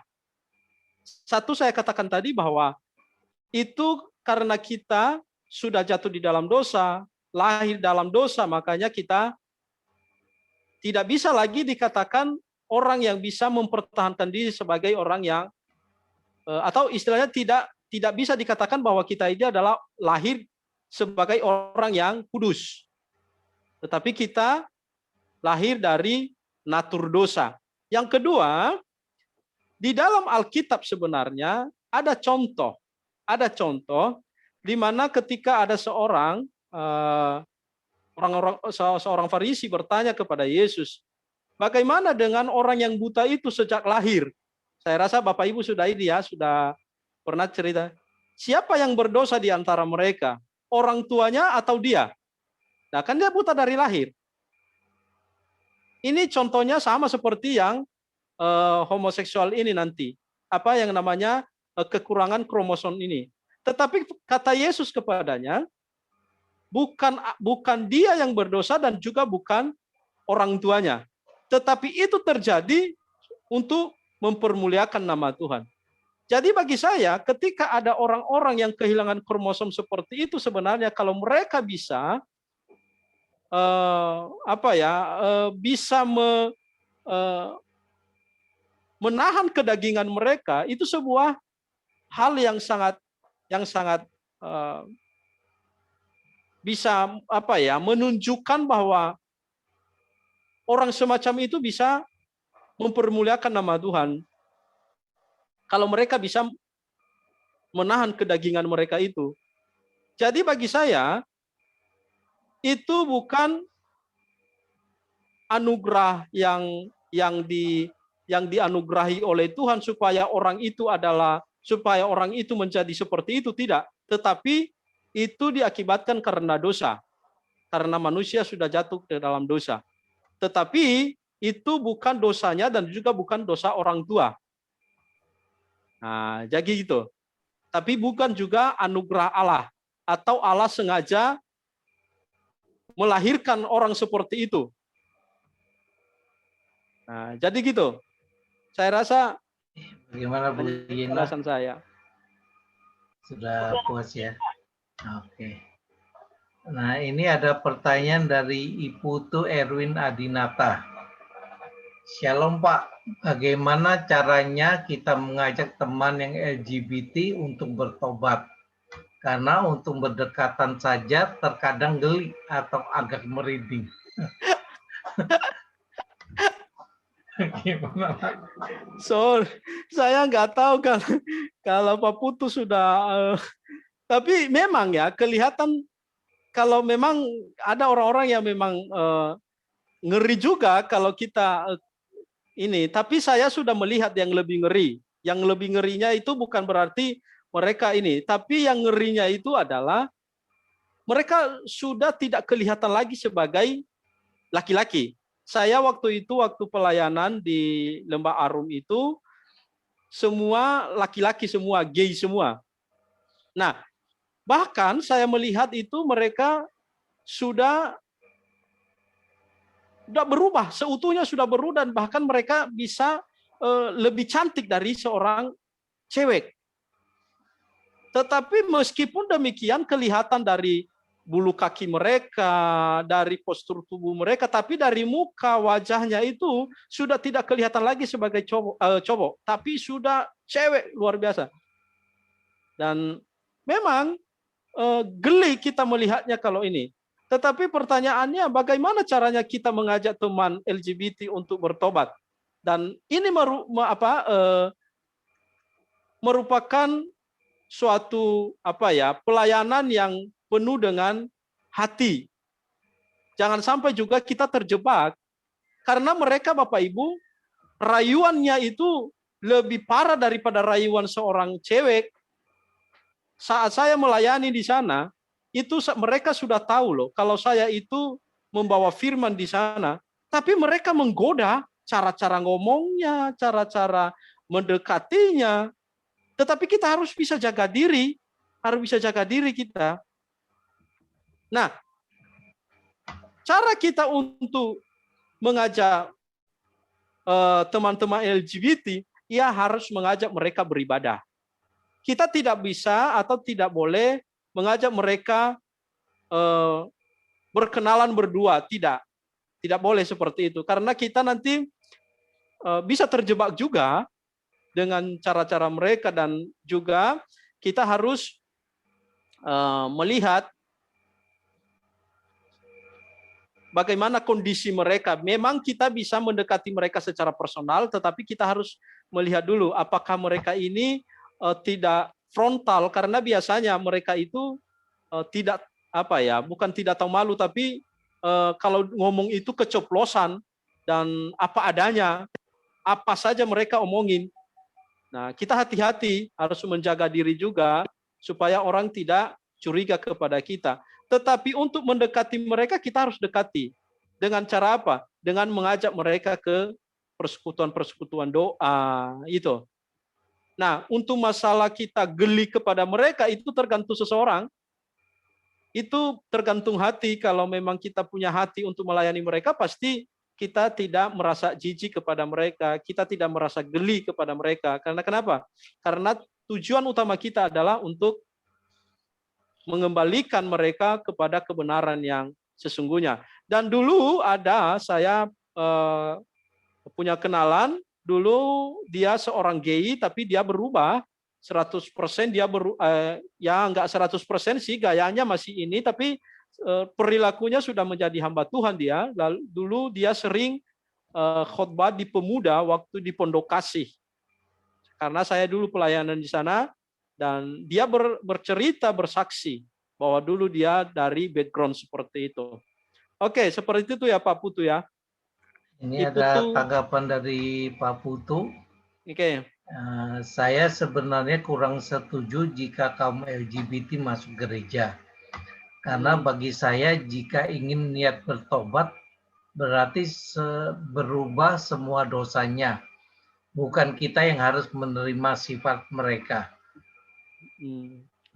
Jika mereka masuk ke gereja, ada kemungkinan kita yang terkontaminasi oleh dosa mereka. Sama seperti satu kuman yang dipertahankan di tempat bersih, maka kuman itu bisa menyebar. Oke, benar. Ya, agak masuk akal. Ini Putu Erwin masuk akal karena waktu saya melayani mereka di Lembah Arum itu bukan sebuah gereja, tetapi itu sebuah persekutuan.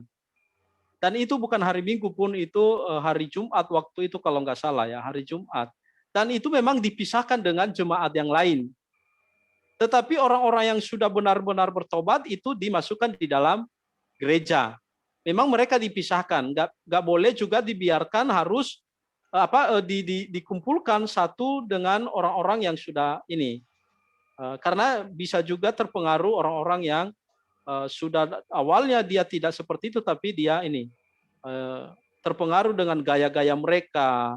Nah, memang saya setuju dengan itu, tetapi bukan berarti juga mereka tidak boleh masuk di dalam gereja, tetapi kalau kita memberikan ukuran bahwa mereka harus berubah 100%, kita tidak bisa menjamin itu, karena orang-orang yang di gereja pun belum terjamin mereka apakah mereka itu sesekudus yang kita maksud atau enggak. Hanya saja kan perbedaan mereka ini dengan kita ini, pertama dulu adalah gayanya saja, penampilannya sebenarnya. Tetapi kalau kita lihat dari masalah seksualnya, ya karena saya tadi mengatakan dosa itu tidak ada bedanya di hadapan Tuhan. Dosa mencuri sama dosa mereka untuk sesama jenis itu sama saja. Tetapi yang memberikan, yang membuat mereka itu secara mencolok di hadapan publik karena gaya mereka itu aja, penampilan berdandannya mereka, dari laki-laki memakai pakaian-pakaian perempuan, itu aja sebenarnya. Nah, jadi sebenarnya mereka tidak menerima diri mereka apa adanya. Oke ya, seperti itu menurut saya. Ini baik Pak, terima kasih atas jawabannya, kata Ibu. Baik. Ya, Pak Burhan silakan. Ini ke Pak Yulitinus. Ya. Kelihatannya agak ahli juga LGBT. Jadi pengetahuan maksud saya. Saya masuk Kristen ini sudah setahunan ya, tahun lebih 1-2 bulan. Saya sampai sekarang masih bergaul, masih belajar. Kalau LGBT lesbi, ya, sini sebenarnya banyak. Ya. Cuman kalau saya baru setahun ini, baru saya lihat kalau kita sudah imannya kuat bergaul, mau bertobat, mau buat baik, itu lingkungan pasti agak hilang. Ya. Nah, saya sebelumnya di sini, saya olahraga, saya kumpul, kantor lesbi biasa saya lihat.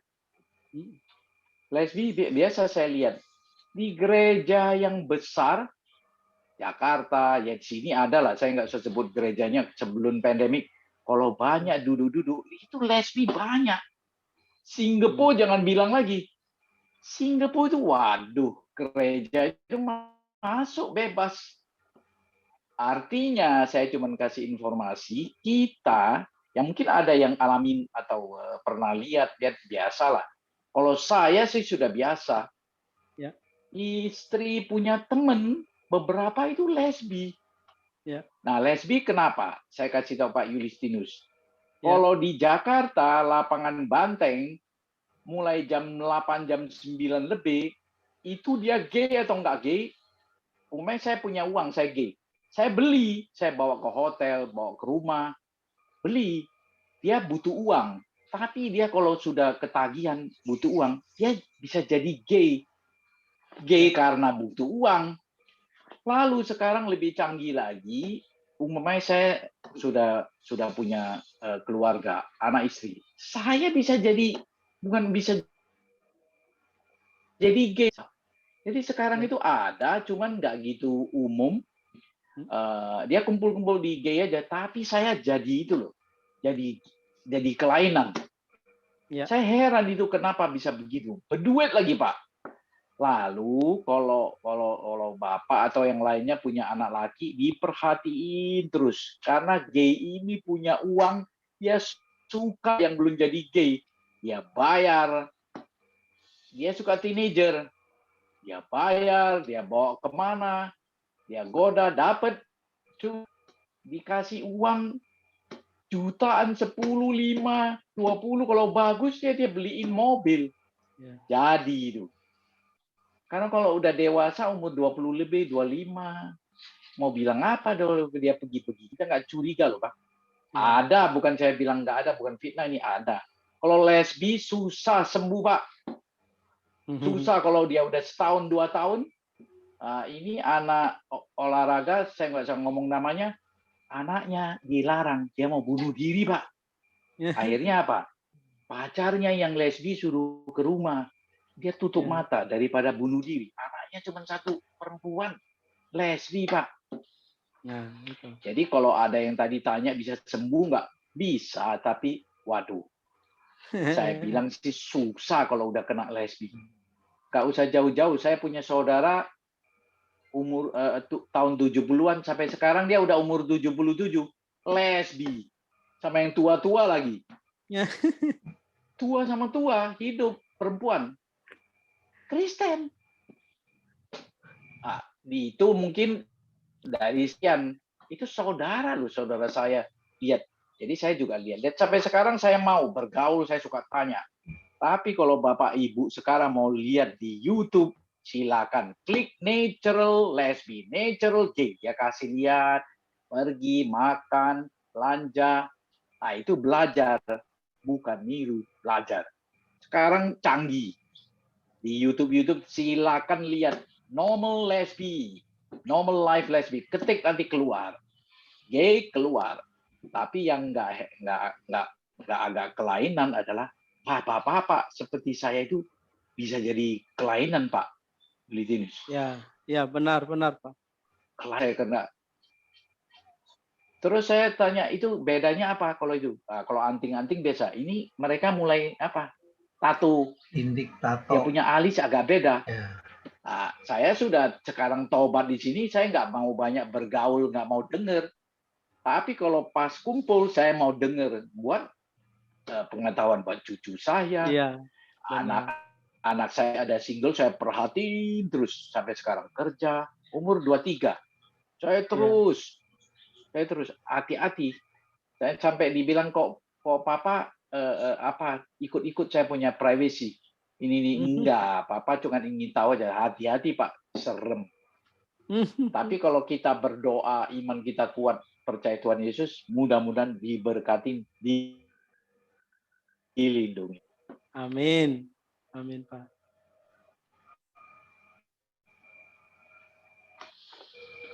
Terima kasih Pak Eki. Ya, masih.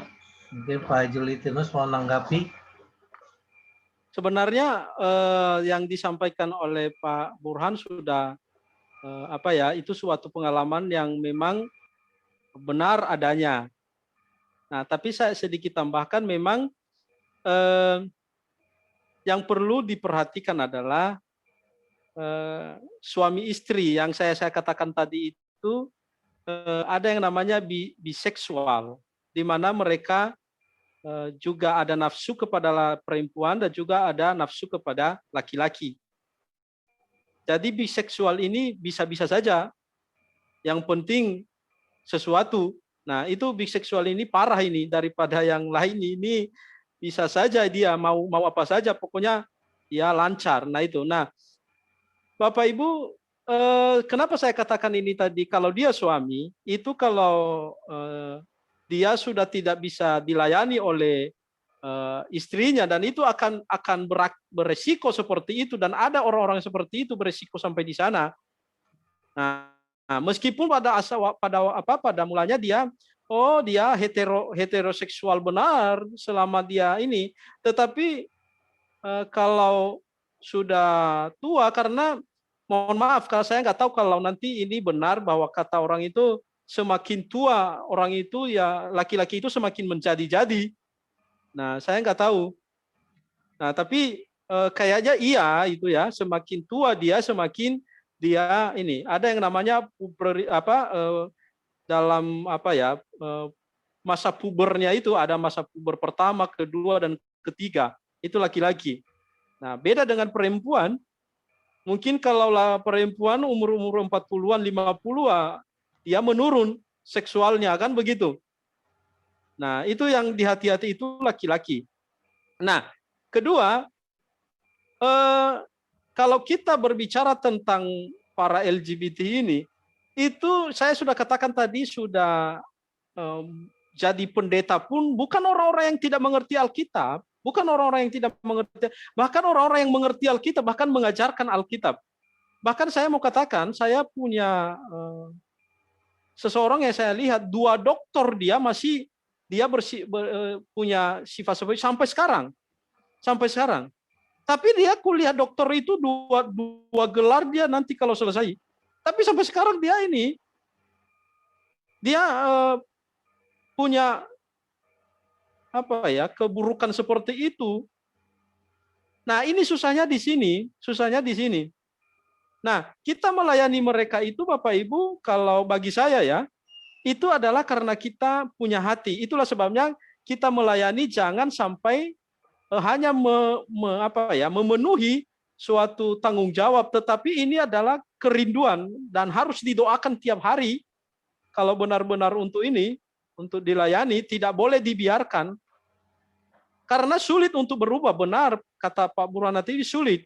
Kalau bukan Roh Kudus yang bekerja, itu sulit. Jangankan, makanya saya bilang tadi, jangankan orang-orang yang tidak memiliki pengetahuan tentang Alkitab. Bahkan orang-orang yang sudah doktor mereka, doktor belajar Alkitab, berkhotbah di depan ini cuma, tetapi mereka melakukan hal yang demikian. Nggak tanggung-tanggung mereka, nggak tanggung-tanggung.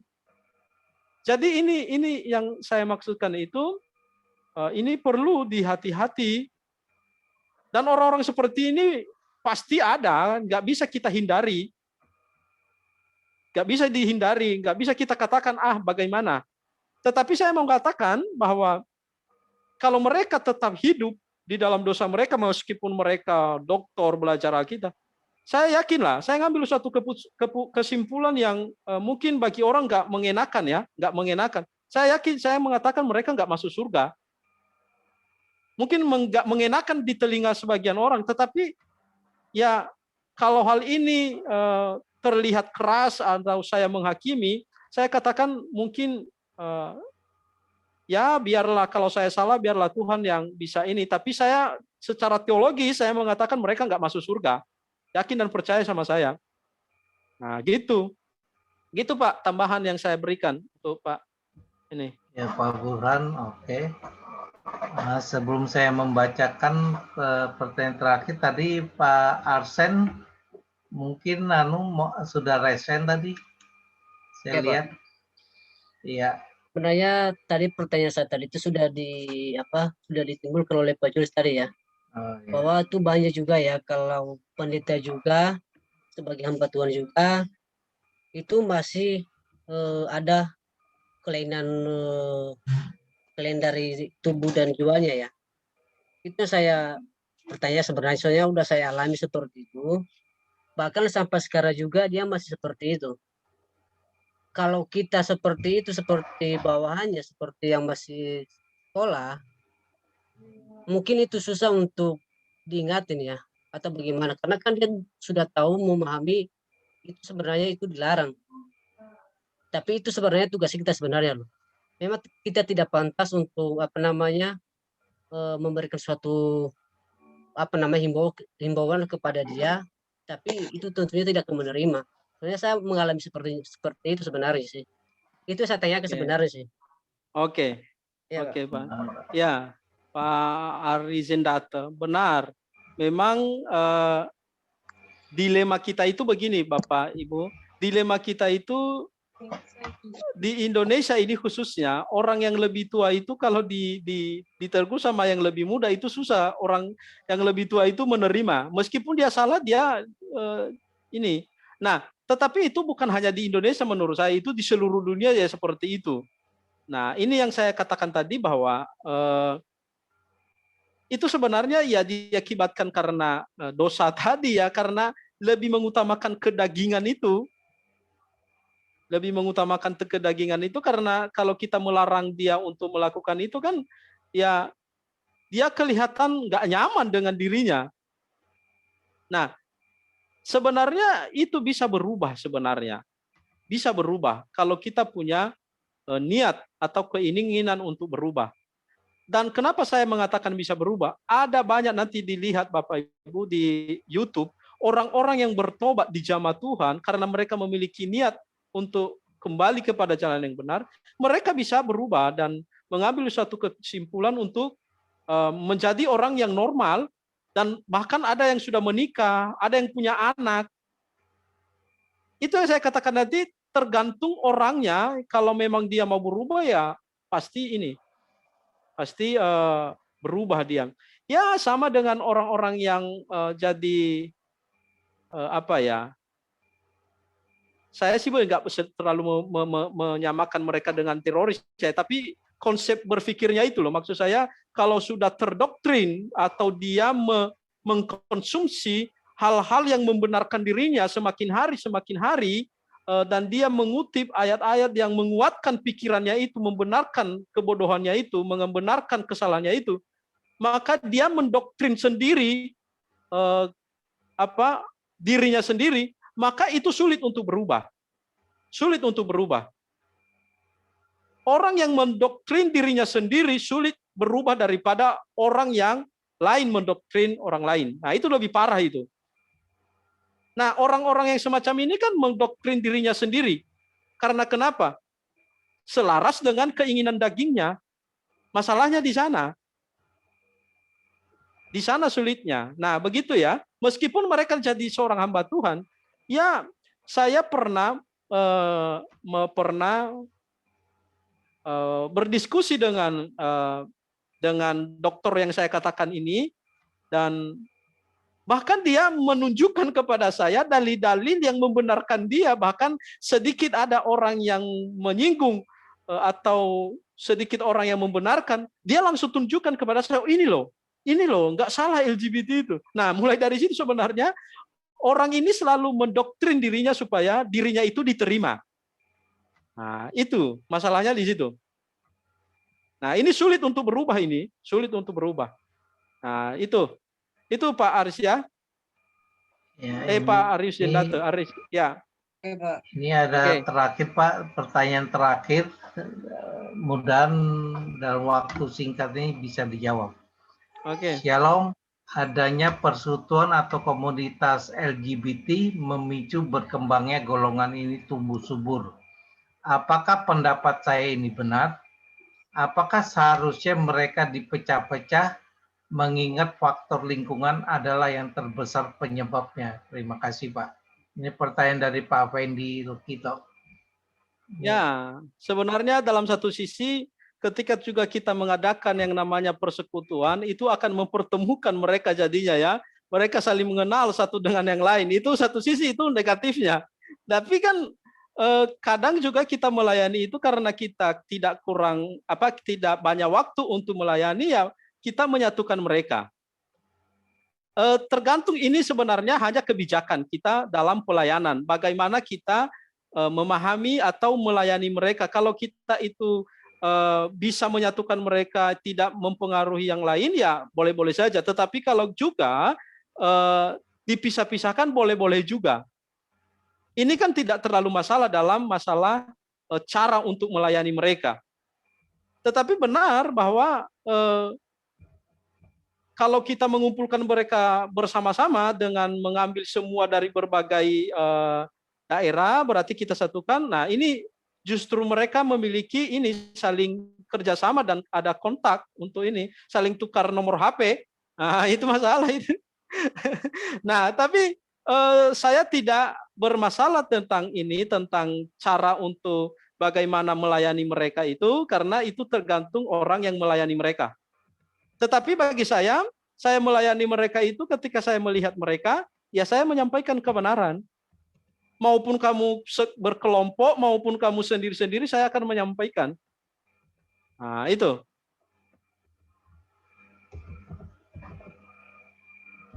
Ya. Ini ada pertanyaan terakhir, Pak ya. Ya. Dari Bu Emiko. Ya. Bu Emi mungkin mau ditanya.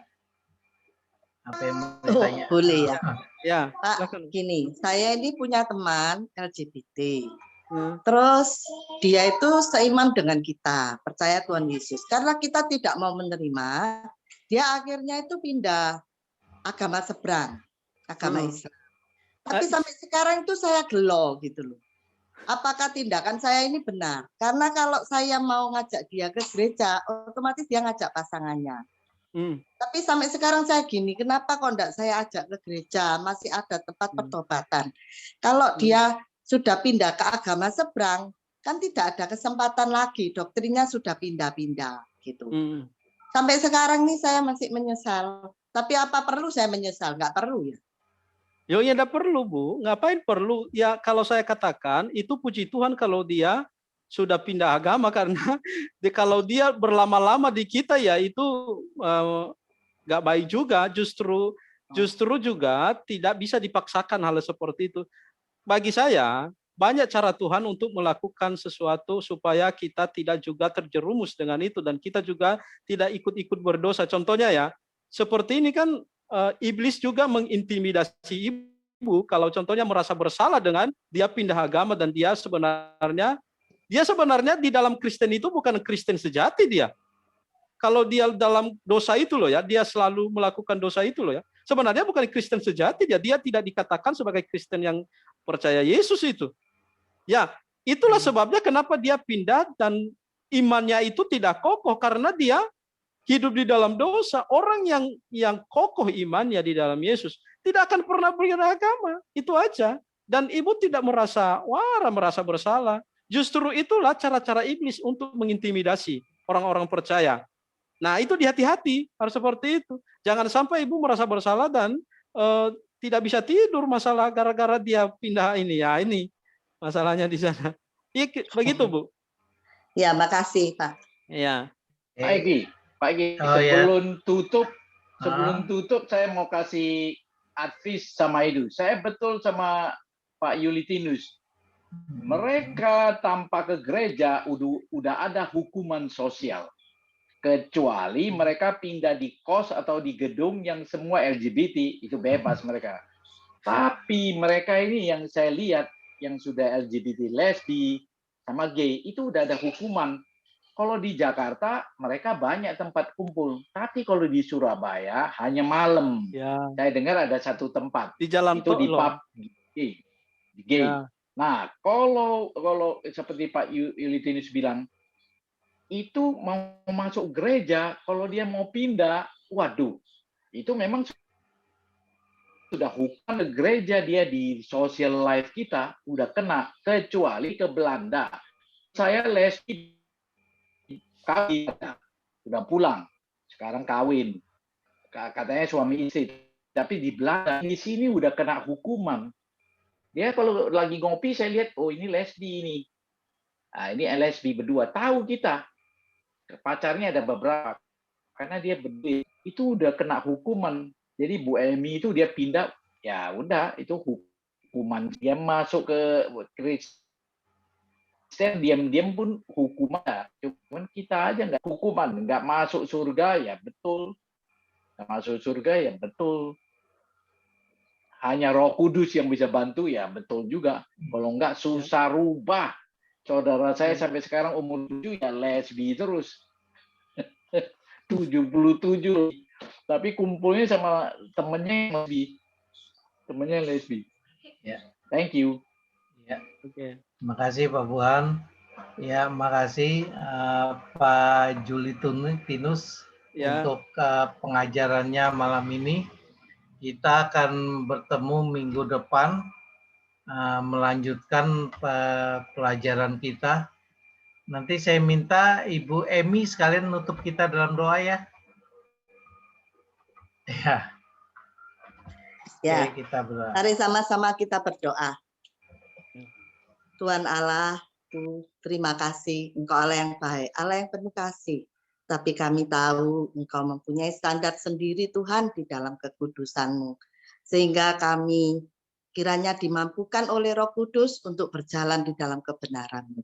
Dan kami juga berdoa untuk teman-teman kami, mungkin ada yang LGBT di luar sana, kiranya Tuhan juga jamah mereka dengan penuh kasih sehingga mereka kembali ke kodrat, yaitu penciptaan Tuhan yang benar. Tuhan Yesus, sertai pula kami sepanjang malam ini Tuhan, sehingga besok hari kami lebih sehat dan lebih mengerti dan lebih beriman kepada Tuhan. Hanya dalam nama Tuhan Yesus kami sudah mengucap syukur dan berdoa. Amin.